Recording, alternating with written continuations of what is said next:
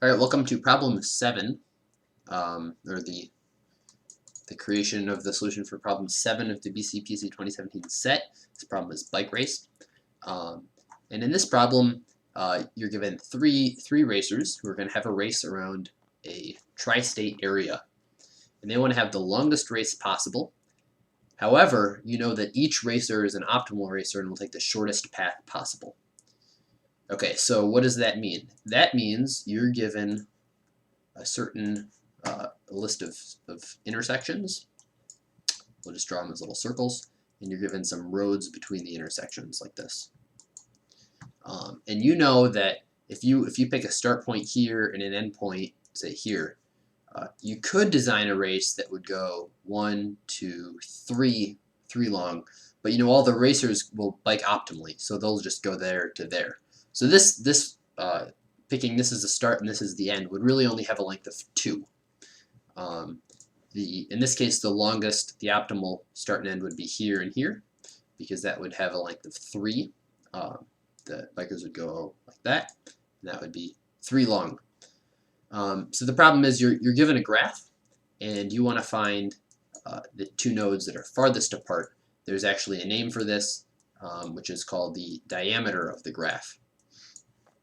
And the diameter is the path between 2 of the farthest nodes. So you want to find the length of the diameter, which is a pretty well-known problem in graph theory. Obviously, this was the graph program, or the graph problem of the set.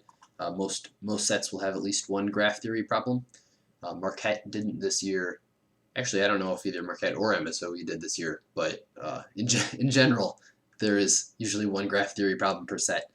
And this is a little bit tougher material, stuff you learn in data structures or usually in like the year after AP Computer Science. So this is always one of the more difficult problems. The other thing to notice is that this isn't necessarily a tree. It could be a tree, but it isn't necessarily.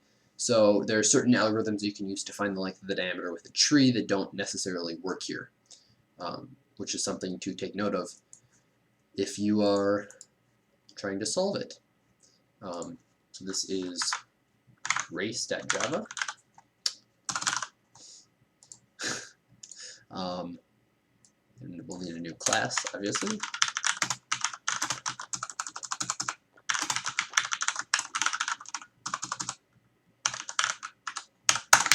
And the first thing we're given is the number of test cases, and then we're given the number of intersections and the number of roads.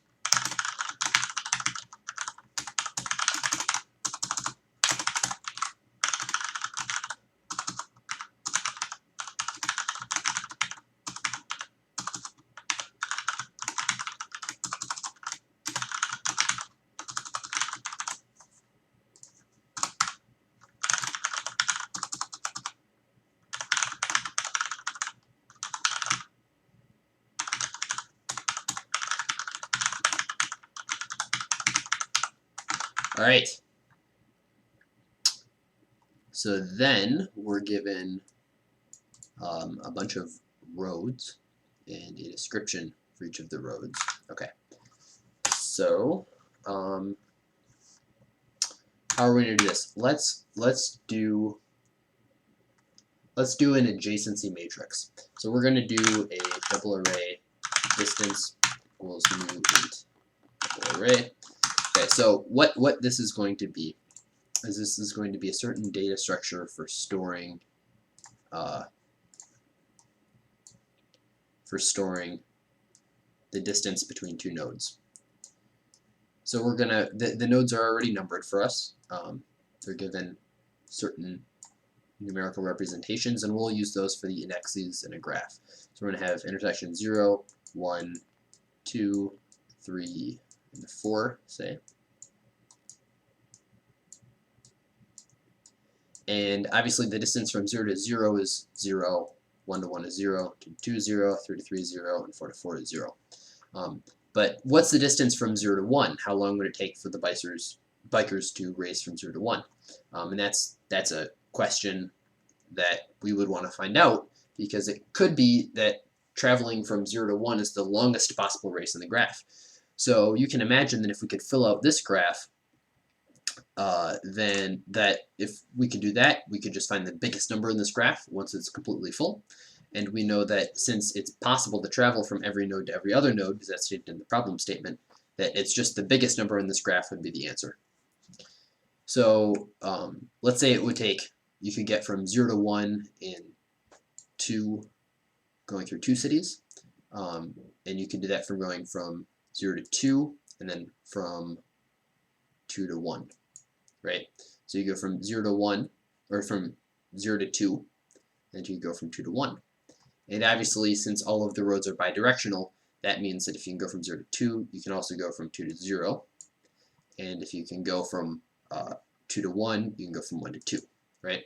So you'd fill up this graph. It would be symmetric along this line here. So like these would match, these would match, these would match, right? So you kind of get the point.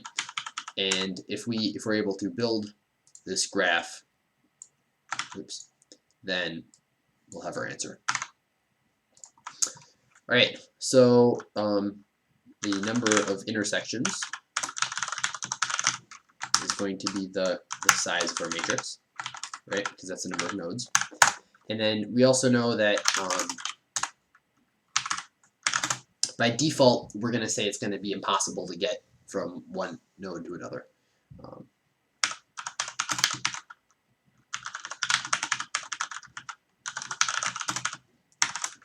All right, and then we're going to want to set all of the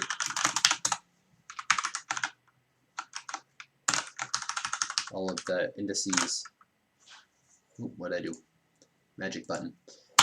We want to set everything to some number bigger than the maximum possible distance, which in this case is 500, right? So distance at ij equals, that should be fine. And the other thing that we have to keep in mind is that the distance in this graph that we were looking at, the distance from any node to itself is 0. And that's important because in a graph where everything's connected, right? So in this graph, for example, the maximum race would have length 2. It'd go from one city to another. Well, actually, it's not length 2, but the race would go through 2 cities, one and the other. It would have length 1, but you know what I mean. So, but if we don't say that it's possible to get from city 0 to city 0 by itself, we might think the fastest way to get from city 0 to city 0 would be going to 1 and then coming back. And in that case, we would include 3 cities. We would include 0, 1, and the 0 again. And obviously, that would not give us the right answer for certain cases. So, we want to set distance at I to 0. Awesome. Now we want to read our input. So we want to go with our for loop.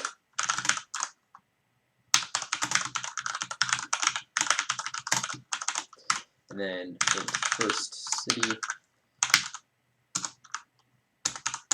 it's not a city, it's intersection. Sorry. And then we're also given the second intersection. So the distance from the first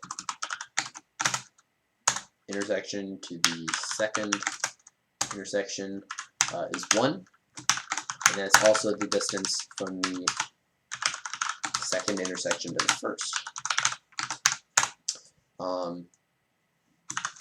So we're good there.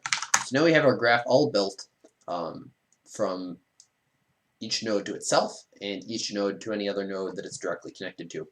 So now we can use a special algorithm that's pretty neat, pretty nifty, and I'll show you it.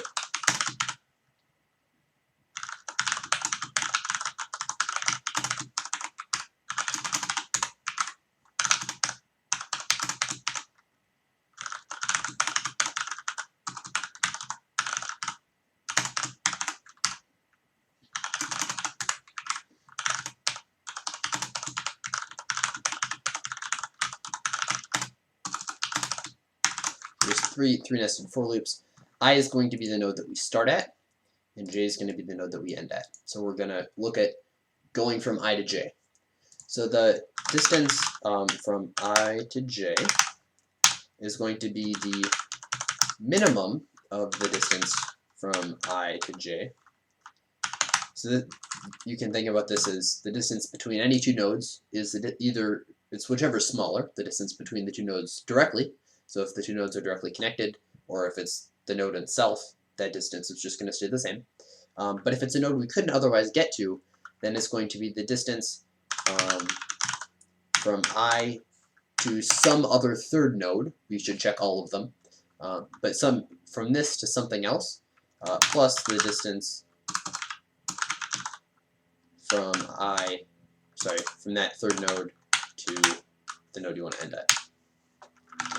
So this is a super nice, super concise algorithm that will take care of any intermediate distances for us.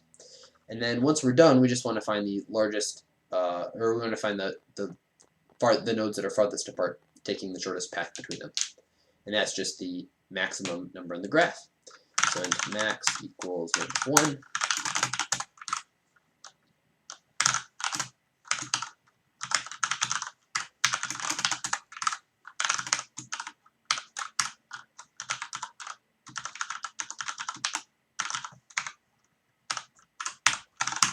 And once we have the two nodes that are farthest apart, that's the diameter of the graph, we want to output the diameter of the graph plus 1. Alright, so I think that's all we have to do. Again, I was doing it live, so if we've got mistakes, excuse me. Oh,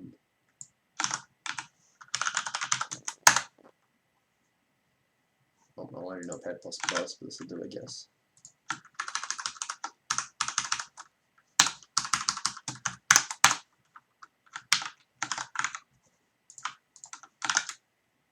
Alright, 2 and 5, is that the accepted answer? It is. Alright, so that appears to be the correct answer. I believe it is, because I wrote the problem. But I could always be wrong, so if I'm wrong, let me know. But the important thing to notice is that we use this algorithm. I'll put a link to the Wikipedia page of it on the description, or in the description. This is something you learn in Data Structures 2 or Data Structures 1 if you're on time with your class. Most classes end up being behind schedule by this point in the course, but it's definitely something you'll go over in Data Structures 2, and if it's not, it's something you should definitely know anyway if you're going to be taking computer science career seriously, because for graph theory this is pretty essential knowledge. So thank you for watching. That was the hardest problem in the set. It was something that none of the teams managed to solve. There were 3 teams working on it. 2 of them got very close. 1 even submitted, but they got it incorrect for one reason or another. So if you managed to stick through, kind of understand what was going on here, that's great. You'll have another shot next year, and hopefully you'll be better than you were this year. You might improve, get some more problems, get them faster. And I sincerely do hope that you enjoyed the competition. We put a lot of work into it. There was a lot of planning from a lot of people, and although you don't see everything that went into it behind the scenes, you had people writing the questions, testing the questions, all sorts of stuff, writing the problem analysis, putting all the software together. We tried to get a server. We had to get all this set up by the school. So it was a lot of work from a lot of people, and I'd like to thank all the people that helped with it, as well as all of the participants who made it a successful competition. So thank you guys. I hope you enjoyed the solution videos, and I hope to see you back next year. Thank you.